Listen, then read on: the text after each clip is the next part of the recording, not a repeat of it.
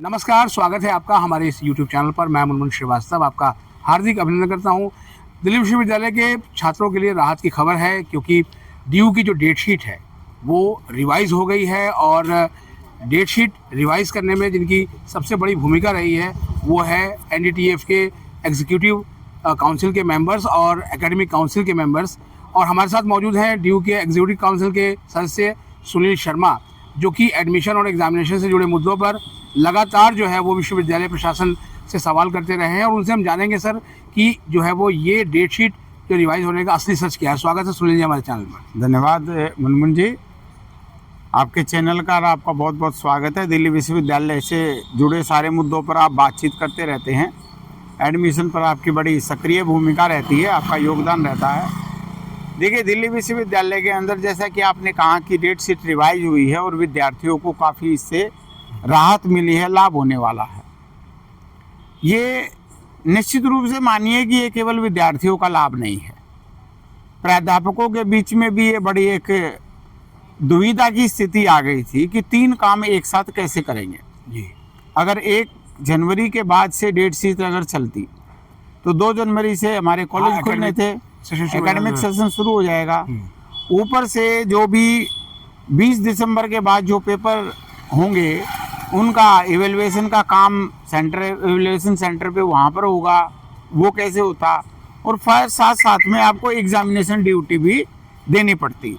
तो इन सब चीज़ों को ध्यान में रखते हुए ये विद्यार्थी और प्राध्यापक दोनों के हितकारी चीज़ है। हमने इन बातों को ध्यान में रखते हुए एनडीटीएफ केवल फेसबुक की राजनीति नहीं करता है, केवल बातें उठाने की राजनीति नहीं करता है, बरगलाने की राजनीति नहीं करता। इस बात के ऊपर बड़ा सोच विचार किया और हम कंट्रोलर ऑफ एग्जामिनेशन से टूटेगा से मिले। उनको हमने वाइस चांसलर के नाम से ज्ञापन दिया कि उसमें इन प्रकार की अनियमितताओं को, जो कि एकेडमिक कैलेंडर के साथ मैच नहीं कर रही है। जिस दिन तक हमारी छुट्टी डिक्लेयर हो रही है उससे पहले हमारे एग्ज़ाम हो जाने चाहिए, ये पहले से होता आया है, तो वो होना चाहिए। उस पर उन्होंने बड़ी गंभीरता से बात की। हम लोगों के साथ मैं गया भी था उनसे बात करने के लिए। और जब हमने इनको वो रिप्रेजेंटेशन दिया तो देखने में आया कि 2-3 दिन के अंदर ही उन्होंने त्वरित कार्रवाई इस पर करते हुए इसमें एक सकारात्मक भूमिका आपने निभाई है। उस जो है वो ज्ञापन में बहुत जल्दी एक्शन हुआ। हाँ, ये जल्दी एक्शन हुआ और इसके लिए हम प्रशासन के, डीयू प्रशासन के, विशेष रूप से कंट्रोलर ऑफ एग्जाम के मतलब हम धन्यवाद देते हैं, उनके आभारी हैं कि प्राध्यापकों को और विद्यार्थियों को बड़ी राहत उससे मिलने में आई। अच्छा, एक ही है सुनील जी की डीयू के एसओएल की परीक्षाएं भी लगभग रेगुलर के ही पैरेलल होती हैं। वो तो एक बहुत मतलब जो हाँ, तो मतलब क्या ये एक बहुत छोटे से चंक में कराना पॉसिबल होगा? कहाँ तो 2 महीने से ऊपर का शेड्यूल बनाया गया था। वैसे उनकी सैटरडे संडे को होती हैं। पहले आपको ध्यान होगा कि एसओएल के सेंटर प्राइवेट और कुछ सरकारी स्कूलों के अंदर होते थे जी। वो उनका अपना मैनेजमेंट था, हमारा उससे कोई लेना देना रेगुलर कॉलेजेस से नहीं था। लेकिन फिर कुछ सुधार के नाम पे रेगुलर कॉलेज के ऊपर ये सारी बातें रखी गई। अगर रेगुलर कॉलेज इनको करवाने में सक्षम है, जो कि अक्सर छुट्टी के दिन ही उनके पेपर होते हैं, तो उनको निश्चित रूप से करवाना ही चाहिए, जिससे कि अनेक प्रकार की धांधलियाँ पूर्व में एग्जामिनेशन में होती रही हैं, वो आपके भी ध्यान में थी, उनसे छुटकारा मिला है काफ़ी हद तक। नहीं हो पाता है तो किसी न किसी तरीके का अच्छा एक मैकेनिज्म डेवलप करके दिल्ली यूनिवर्सिटी एग्जामिनेशन ब्रांच को उनको कुछ लिखित शर्तों के साथ वो सेंटर प्राइवेट स्कूल को या सरकारी स्कूल को देना चाहिए। और एक बार भी वहाँ पर किसी प्रकार के अनियमितता पाने पर हमेशा के लिए उसको ब्लैक लिस्ट करना चाहिए सेंटर को। लेकिन ये काम वो करे। लेकिन ये नहीं हो सकता है कि हमने एसओएल के एग्ज़ाम करवाने हैं, हमने एनसी वेब के एग्ज़ाम करवाने हैं, तो हम अपने एकेडमिक कैलेंडर को छेड़ें। हमारा एकेडमिक कैलेंडर कितने दिन की पढ़ाई होनी है, कितने दिन हमने एग्जामिनेशन करनी है, कितने दिन की हमारी छुट्टी रहनी है, वेकेशन रहनी है, विंटर ब्रेक के रूप में, समर ब्रेक के रूप में, वो बिल्कुल लिखित है।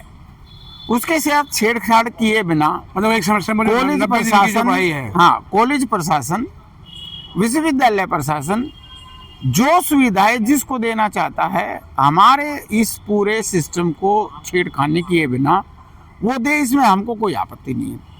लेकिन एसओएल की परीक्षा करवाने के लिए रेगुलर टीचर का शेड्यूल चेंज उसकी टीचिंग का होगा, वहाँ पर रेगुलर डेज में अगर परीक्षाएं होंगी तो निश्चित रूप से हजारों विद्यार्थी जो उस समय पे क्लास लेने के लिए कॉलेज में आते हैं उनको कॉलेज से बाहर रहना पड़ता है। ऑनलाइन क्लासेस चल जाती है। ऑनलाइन क्लासेस का कोई फ़ायदा तो होता नहीं। सब लोग आजकल तो ऑनलाइन का मजाक ही हो गया कि लॉगिन करो और इधर से प्रोफेसर बोलता रहेगा, उधर से बच्चे गायब हैं, बाद में अटेंडेंस देने के लिए बोलने के लिए आ जाते हैं। उसका कोई महत्व नहीं है। ऑनलाइन की जब जरूरत थी कोरोना काल में सफल प्रयोग हुआ, लेकिन सामान्य दिनों में वो बीएससी टीचिंग को प्रभावित किए, जिसमें कि एनईपी के कारण बहुत सारा बर्डन बच्चों के ऊपर, नंबर ऑफ पेपर्स का भी ज़्यादा आ गया है, आईएसीए का बहुत ज़्यादा आ गया है, प्रैक्टिकल हैं बहुत सारे, और पहले ही मतलब बच्चों को कम समय मिल पा रहा है कॉलेज में अपनी रियल पढ़ाई करने का। उसमें से अगर एसओएल के और एनसीवेब के एग्ज़ाम की वजह से उनके कुछ दिन का अगर पढ़ाई कर्टेल होती है तो मुझे लगता है ये अच्छा डिसीजन नहीं हुआ। उनको अपना एग्ज़ाम उनके भी होने चाहिए, वे भी हमारे ही विद्यार्थी, हमारे ही बच्चे हैं, लेकिन जिस व्यवस्था से हो सकते हैं उसके लिए एग्जामिनेशन ब्रांच और प्रशासन सोचे। अच्छा, एडमिशन और एग्जामिनेशन किसी भी विश्वविद्यालय की ये दो ही लीड है। ये लीड एडमिशन बहुत देर तक चला, उसके बाद भी सीटें खाली रह गई, और अब एग्जामिनेशन। आपको लगता है कि सुधार की तरफ बढ़ रहा है एग्जामिनेशन ब्रांच? एग्जामिनेशन ब्रांच भी बढ़ रहा है, एडमिशन ब्रांच को भी आगे बढ़ना होगा। एडमिशन ब्रांच में तो देखो सुधार की ये बात है, कुछ मांग हुई तो उन्होंने थोड़ा सेटल किया। जितने विद्यार्थी एडमिट हो गए उन्होंने उनकी परीक्षा करवानी है, वो करवा लेंगे, उसमें कोई दो राज नहीं है, वो सक्षम है। इसके हिसाब से अगर 5000 विद्यार्थी और होते तभी भी उनकी यही डेट शीट होनी थी, उन्होंने यही पैटर्न करना था। उन्होंने कोई extra question paper, extra answer sheet तो छुपवाने नहीं थे। एग्जामिनेशन ब्रांच का इसमें प्रॉब्लम है। जैसा हमारा पहले से ही मानना है, सरकारी संस्थानों में, गवर्नमेंट फंडेड इंस्टीट्यूशन के अंदर एक भी गरीब बच्चे को किसी सीट पर नहीं लिया जाना, मैं उसको अपराध की श्रेणी में मानता हूँ। एक किसी होनहार बच्चे को और एडमिट करके उसको भविष्य के हायर एजुकेशन में ले जाके भविष्य के और रास्ते खोलने का जो रास्ता बंद करते हैं किसी भी पॉलिसी के माध्यम से, ये ठीक नहीं है। पिछले साल से इस साल थोड़े और सुधार हुए हैं। जैसा मैंने अपनी पिछली वीडियो में बताया था, वाइस चांसलर साहब का आइडिया बहुत अच्छा था, एक जगह बुलाकर सबको एडमिशन करने का, लेकिन सही से इम्प्लीमेंट नहीं होने की वजह से वो फेल होगी स्कीम। आशा करते हैं कि अगली बार मॉप अप राउंड फिजिकली जब एक सेंट्रलाइज होगा तो इस बार के मॉप अप राउंड, जो सेंट्रलाइज मॉप अप राउंड था, उसमें जो कमियां रही उनको दुरुस्त कर लिया जाएगा जी। इसी को हम डेमोक्रेसी के अंदर इंक्रीमेंटल चेंज कहते हैं, कि पिछली बार जो कमियां रह गई थी उनको अगली बार सुधारने का काम किया जाएगा। और हमें लगता है कि अगली बार और संख्या कम रहेगी और नंबर कम रहेगा जिनमें एडमिशन नहीं। अच्छा, एक चीज़ जो है वो सुलझी रही कि एग्जाम के जो पीछे रिजल्ट आए रेगुलर कॉलेजेस के, बड़ा अपडेट नहीं हुआ, कई एब्सेंट और ये तमाम, तो आपको लगता है कि रिजल्ट में भी जो उसकी प्रक्रिया है, नए नए मैकेनिज्म आ रहे हैं, कभी समर्थ पोर्टल पे ये कर दो, कभी वो कर दो, एनरोलमेंट नंबर जो है वो अभी तक नहीं मिला है बच्चों को, टीचर्स की भी फिरकी बना रखी है। हाँ। अब हर साल देखिए सीट बढ़ जाती हैं, पहले ओबीसी के नाम पे बढ़ गई, अब ईडब्ल्यूएस के नाम पे बढ़ गई, ऊपर से अभी बहुत सालों के बाद नॉन टीचिंग में कुछ अपॉइंटमेंट्स वगैरह हुई हैं। पहले तो अपॉइंटमेंट नहीं थी, इनको हेल्पिंग हैंड ही नहीं मिल पा रहा था। ह्यूमन जो है रिसोर्सेज के यूज करने की कोई लिमिटेशन तो होती होगी। एक तो 9 to 5 ही काम करना उन्होंने, सरकारी नौकर है, और उसके बाद भी उन्होंने कितना काम करना है। दिल्ली यूनिवर्सिटी तो दिन पर दिन बढ़ती जा रही है जी, ये छोटी तो होती नहीं जी।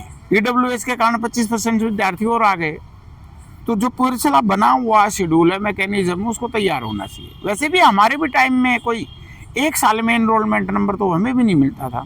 नहीं, इस बार अब तो फॉर्म भरने के लिए एनरोलमेंट नंबर चाहिए फर्स्ट ईयर वालों को, तो फर्स्ट ईयर वालों को दिए तो मैकेनिज्म अभी तक नहीं मिला। मैकेनिज्म इनको किसी न किसी माध्यम से डेवलप करना पड़ेगा। अगर फर्स्ट ईयर वालों को एग्जामिनेशन फॉर्म भरने के लिए एनरोलमेंट नंबर चाहिए तो इनको कोई ना कोई मैकेनिज्म करना पड़ेगा। हमारे यहाँ तो एक साल तक जब हम पढ़ते थे मुझे लगता नहीं कि जरूरत थी। पहले तो सेकंड ईयर में मिलता था, लेकिन अब तो वो फॉर्म भरने के लिए जरूरी है। जी जी, अगर है तो वो दिल्ली विश्वविद्यालय। तो अभी आपको लगता है कि अभी जो एग्जाम से जुड़े हुए जितने भी मुद्दे शिक्षक या छात्र लेके आएंगे तो उस पर जो है वो खासतौर पर डूटा, एनडीटीएफ और आप बतौर एकेडमिक काउंसिल, एग्जीक्यूटिव काउंसिल के हमारे जितने भी साथी हैं, डूटा हमेशा से ही ना केवल टीचर के मुद्दों के प्रति संजीदा रहती है बल्कि विद्यार्थियों के मुद्दों को लेकर भी संजीदा रहती है। लेकिन डूटा के सामने मैं आपको बताना चाहता हूँ 2-3 बड़ी चुनौतियां अभी हैं, उनको साथ में रखते हुए इन पे भी ध्यान दिया जाएगा। 8वें वेतन आयोग का गठन जी हुआ है, उसके माध्यम से मैं दिल्ली के, भारत के, सरकार के सारे सरकारी कर्मचारियों को बधाई देना चाहता हूं कि मोदी सरकार ने 8वें वेतन आयोग की कमेटी का गठन किया है। जल्दी उसकी सिफारिशें आए, सकारात्मक आए, अच्छा आर्थिक लाभ लोगों को मिला है। उसके साथ साथ जो टीचर्स के जो रेगुलेशन आती हैं अलग से हर 10 साल में, उसके लिए भी एक कमेटी का गठन हो, जल्दी हो, और डूटा को उसमें पार्टी बनाकर उसमें बात करके सारे प्राध्यापकों का जो ऐसे मुद्दों पे डूटा जो लीडरशिप करती है उनसे बातचीत की जाए।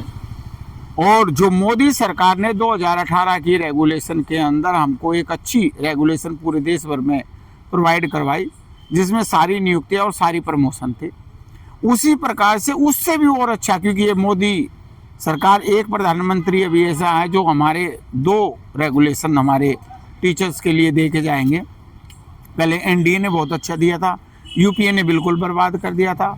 मोदी गवर्नमेंट ने 2018 की बहुत बढ़िया रेगुलेशन दी। 2026 मुझे लगता है कि मोदी सरकार धोखा नहीं करेगी प्राध्यापकों के साथ, शिक्षकों का सम्मान मोदी सरकार करती है, तो अच्छा होगा। इस मुद्दे पे भी अलग से भी जो है बात जी, करेंगे, जी। खासतौर पे 12 कॉलेजेस में अपॉइंटमेंट का भी आपको अगली वीडियो के लिए मैंने और जो है वो तो आपने सुना सुनील शर्मा जी को। और अगर आपको एग्जाम से जुड़े हुए जो है आपके जो सवाल हैं, अगर आप चाहते हैं कि वो सवाल प्रशासन तक पहुँचे, तो आप जो है वो कमेंट में वो सवाल जो है वो अपने लिख दें और उनके भी जो है वो जवाब हम आप तक पहुंचाएंगे। चैनल पर नए हैं, चैनल को सब्सक्राइब कर लें और इसे अपने दोस्तों के बीच शेयर करें। मिलते हैं एक और एपिसोड के साथ, तब तक के लिए नमस्कार। बहुत बहुत धन्यवाद। Thank you.